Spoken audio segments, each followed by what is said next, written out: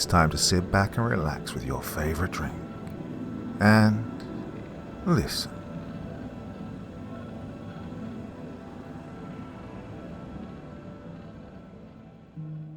Tonight's story is an idea I've been working on for a couple of years now, maybe a bit longer even, and it's inspired by the song Take Me to the Pilot by Elton John. You probably haven't heard it. It's not one of his better-known songs, but I love it. It's an absolute classic. And it's one that he himself admits he has no idea what it's about. The lyrics are fairly nonsensical to him and to the rest of us, but it's an awesome song. And it inspired, as I said, what has emerged as a story written by the one and only Darius McCorkindale, my nom de plume, my pen name. So, bear that in mind as you listen. It's been rolling around in my head for ages. I'm not entirely sure where I wanted to take it, but after all this time, this is about as polished as it's going to get. An intriguing idea, I think, and one I hope you're going to enjoy listening to. So, without further ado, Take Me to the Pilot by Darius McCorkindale. Who the fuck am I, Doctor? What happened to who I was? As a doctor, it's normal for such patients, utterly at the end of their tether, to resort to such language, even though we doctors are supposed to enjoy a degree of formality not reserved for other walks of life. Well, at this point in my career, I pay it no mind. Thank you for agreeing to undergo the physical exam, Elton, I began, and also agreeing to discuss your complete medical history with me before we begin. That should greatly expedite my ability to diagnose what's happening here. He was obviously in a very bad way. The signs of sleep deprivation were wrought into his features. He was adrift in a sea of nothingness and was close to drowning. I just don't want to feel like this anymore. Whatever it takes. I'd seen this many times before. As an expert in this particular field of human existentialism, I already knew the exact problem, but for the sake of appearances, I needed to let the patient work through the process on his own. After all, this patient was still more than salvageable. Well, now that we've used various diagnostic tests, including imaging studies and blood tests, to rule out physical illness or medication side effects as the cause of the symptoms, I paused to give him time to take this all in. I think it's time for us to discuss what else it could be. At this point, I'd like you just to tell me how you feel on a day-to-day basis. Oh, I don't even really know where to begin. Well, I do, but it's important for this next stage of the process to come from him as much as it possibly can. Well, take your time. It's important to the diagnosis that you put your feelings into your own words. I guess I feel like I have, a distorted perception of my own body. Don't know how to really describe it, at least not in a way that makes any sense. I guess I kind of feel like I'm a robot, or I'm in a dream. I might fear I'm going crazy, and might become depressed, anxious, or worse. I nodded, taking in Elton's words. Elton, what you're describing sounds a lot like depersonalization disorder. It's a condition where people feel disconnected or detached from their own body and thoughts. It's as if you're observing yourself from outside your body or living in a dream. He looked at me with a mixture of confusion and desperation. So, I'm not going crazy? No, you're not losing touch with reality. People with depersonalization disorder are very much aware that what they're experiencing isn't normal, which is what makes it so distressing. Episodes can last for a short time or, in some cases, for many years, affecting daily functioning. What causes it? He asked, his voice barely above a whisper. Well, the exact cause isn't well understood, but it can be triggered by intense stress or traumatic events, such as abuse, accidents, or violence.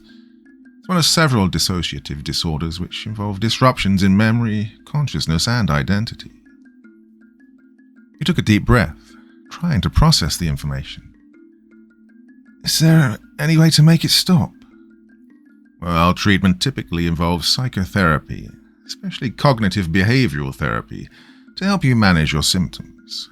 Now, in some cases, medication might be prescribed to address underlying issues like anxiety or depression. The first step is understanding what you're dealing with, and from there we can work together on a treatment plan. Elton nodded slowly. I just want to feel normal again. Yeah, I understand. And with the right approach, we can work towards that goal. You're not alone in this, Elton. We'll take it step by step. Elton nodded slowly.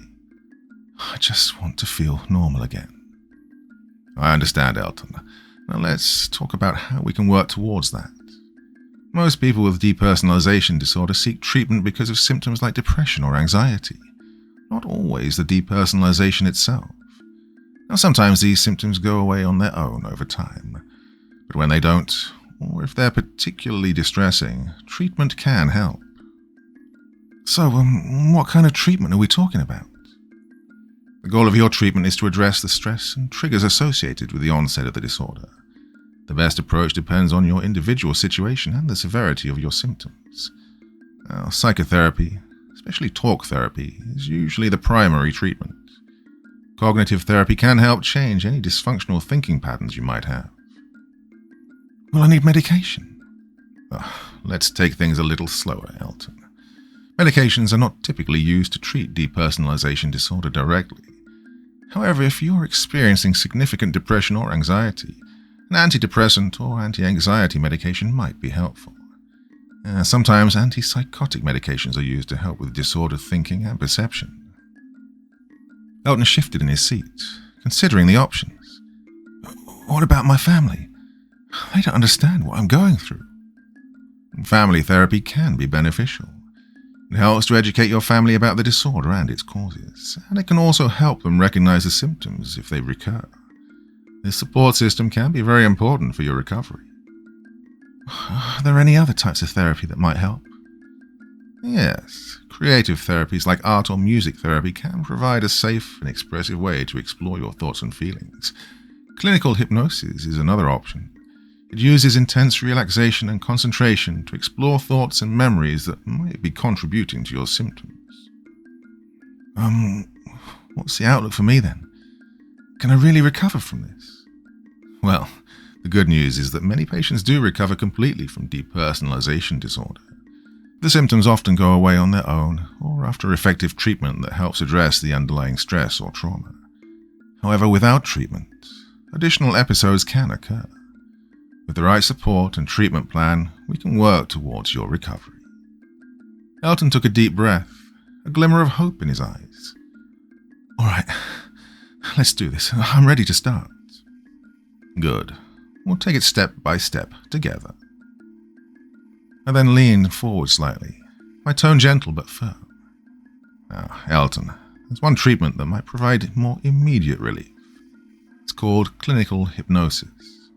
By guiding you into a deeply relaxed state, we can explore your subconscious and potentially uncover the root causes of your depersonalization. Elton's eyebrows furrowed in skepticism. Hypnosis?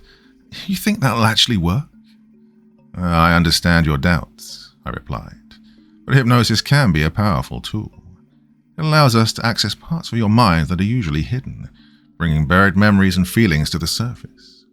Many patients find it really helps them make significant breakthroughs. Elton hesitated, glancing around the sterile office. I don't know.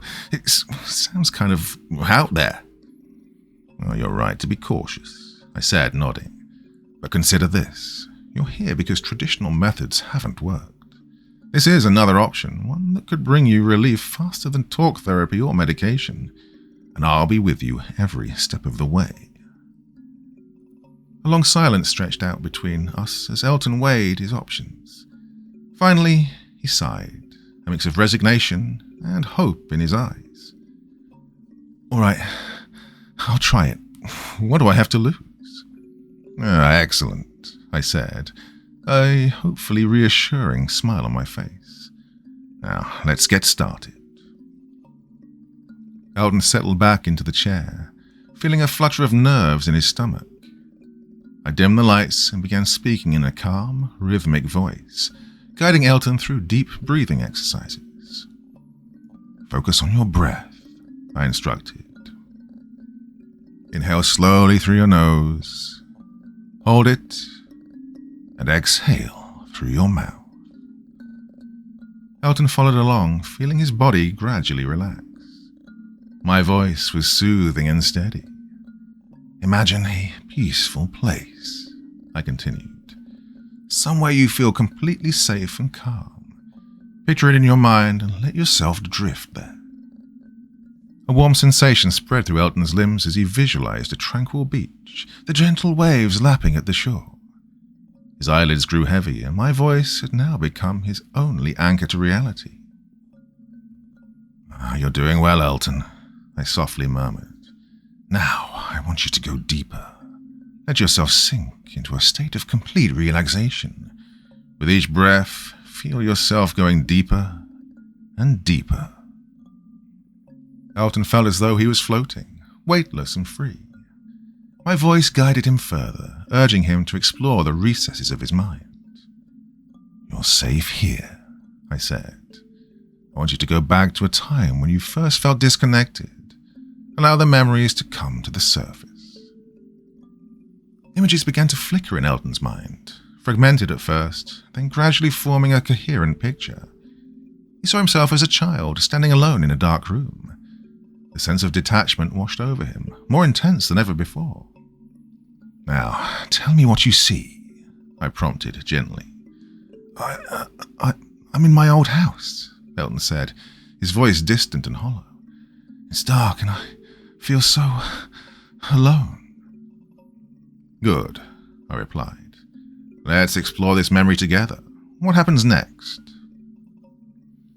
As Elton delved deeper into his past, the details of his childhood began to unfold, revealing the moments of fear and isolation that had shaped his experience of the world. My voice remained a constant guide, helping him to navigate the labyrinth of his subconscious. With each revelation, Elton felt a weight lifting from him, the long-buried emotions surfacing and dissipating. He was beginning to understand the origins of his depersonalization, and for the first time in a while, he felt a glimmer of hope. As Elton's breathing slowed and his body relaxed further into the chair, I observed him with an almost clinical detachment. I maintained my soothing tone, but my mind was focused on the next phase of my plan. You're doing very well, Elton, I said, my voice steady. Now I want you to go even deeper. Let your mind drift until you reach a state of complete relaxation. Elton's eyes fluttered closed and his body went limp. I continued to murmur softly, guiding Elton into a semi-comatose state. Once satisfied that Elton was deeply under, I stood up and crossed the room to a cabinet, revealing a sleek piece of scientific equipment. I returned to Elton's side, carefully attaching the apparatus to his head. The device resembled a futuristic helmet with electrodes and sensors that monitored brain activity and displayed it on a nearby screen. I adjusted the settings, my eyes flicking to the monitor as it powered up. The screen quickly hummed to life, displaying a detailed image of Elton's brain. Patterns of electrical activity danced across the display, revealing the inner workings of his mind. I watched it intently, my expression a mix of curiosity and satisfaction. Now, activate the neural resonance scanner, I instructed my unseen assistant through a small intercom device on my desk. A moment later, my assistant entered the room, a young technician with a clipboard. She nodded and began adjusting additional controls on the apparatus, fine-tuning the settings to enhance the resolution of the brain scan. Good, I muttered, more to myself than to my assistant. Now let's see what we're dealing with. The screen's image sharpened, and the intricate details of Elton's brain became clearer. I leaned further in, studying the neural pathways and synaptic connections. I was searching for any specific anomalies, patterns that might otherwise explain the profound disconnection Elton felt from his body, apart from what I already knew to be the true reason. There, I whispered, pointing to a cluster of unusual activity deep within the temporal lobe. Increase the magnification on this section. My assistant complied, and the image zoomed in on the targeted area. My eyes narrowed as I scrutinized the display. I had, of course, seen similar patterns before, but never with such clarity. It was as if Elton's brain was broadcasting a signal, a distress call from within the depths of his subconscious. "Right, prepare the neuro interface," I ordered. "We need to delve deeper into this anomaly." My assistant hurried to set up another piece of equipment, a sleek console with a series of complex controls. As she worked, I continued to monitor the screen, my mind racing with possibilities. Well, this was, of course, no ordinary case of depersonalization disorder. There was something unique about Elton's brain, something that held the key to understanding the human mind's most profound mysteries, and our continued presence here. With the neuro interface ready, I began the delicate process of linking it to the apparatus already attached to Elton's head. This would allow me to interact directly with the neural signals, exploring the depths of Elton's subconscious in ways traditional therapy could never achieve. "Elton," I said softly, even though I knew the young man could not respond in his current state. "We're going to find out what's really happening inside your mind, and with any luck, we'll finally bring you some peace." As the neuro interface established its connection, I took a deep breath, ready to plunge into the uncharted territories of Elton's psyche.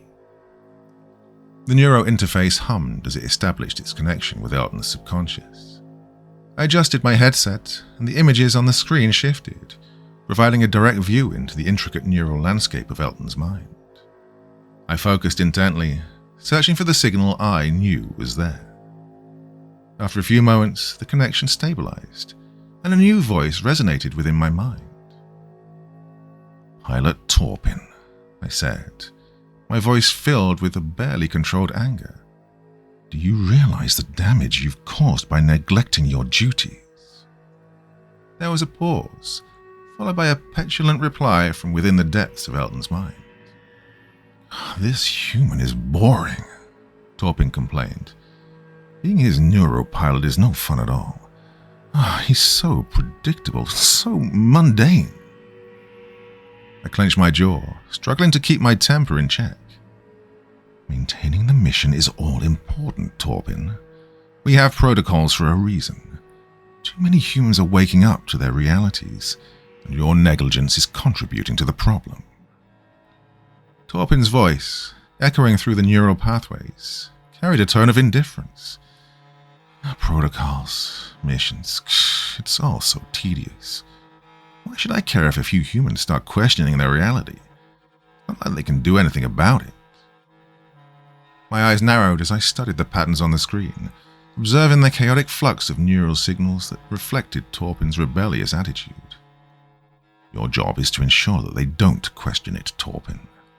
By allowing Elton to experience such severe depersonalization, you've jeopardized the integrity of his mind and our entire operation." Torpin sighed, a sound that reverberated through Elton's brain. "You just don't understand, Doctor. The monotony of this existence is unbearable. I need more stimulation, more excitement." I leaned closer to the screen, my voice dropping to a menacing whisper. "If you can't handle the responsibilities of your position, you can find a replacement who can. Your indulgence in seeking excitement has nearly cost us this human. Indeed, it is his very mundanity that we've honed in on. He's earmarked for high political office in the future. We need him to fulfill his potential so we can increase our influence over this species. Now remember, Torpin, the mission is paramount, and you will adhere to your duties." There was a long silence, the neural pathways crackling with tension. Finally, Torpin spoke again, his tone begrudging. "Fine, I'll do what you ask. Remember, Doctor, without a bit of freedom, even the most loyal pilot can become resentful." I took a deep breath, slightly easing the grip of my anger. Resentment or not, you will maintain your human and ensure he remains stable. We can't afford any more risks. Now, begin the recalibration process.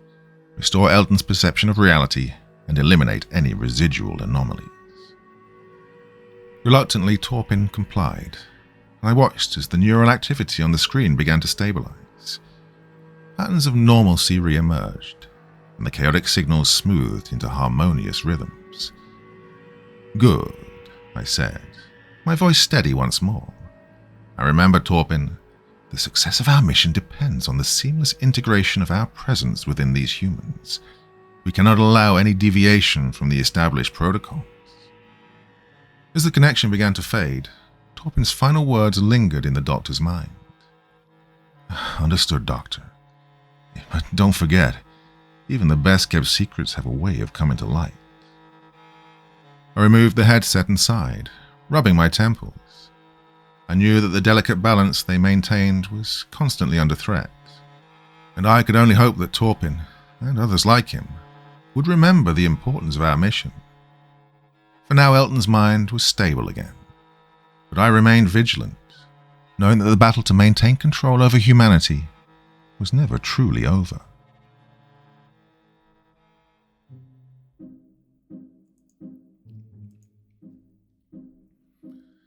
So there you go, my friends, another Dr. Creepen / Darius McCorkindale original story. So, as I said, that's something that's been, banging around in my mind for years now, and I could never really think about how I wanted to do it. Would the entire human race have a little pilot in their heads? And I thought, well, that's just impossible, because, a pilot would have to, be born to, deal with every human birth. It just seemed a bit ridiculous. So just earmarking a few special humans and saying, right, we'll control you and make sure you end up in positions of power in the future seemed like a good way of going. Anyway, thoughts, feelings, anything else you want to say about the story, please do leave a comment and be nice. I'm still learning this writing trade, so, go easy on me. Well, that's it for this evening. I'll be back again very soon, my dear friends. Till the next time, very, very sweet dreams and bye-bye.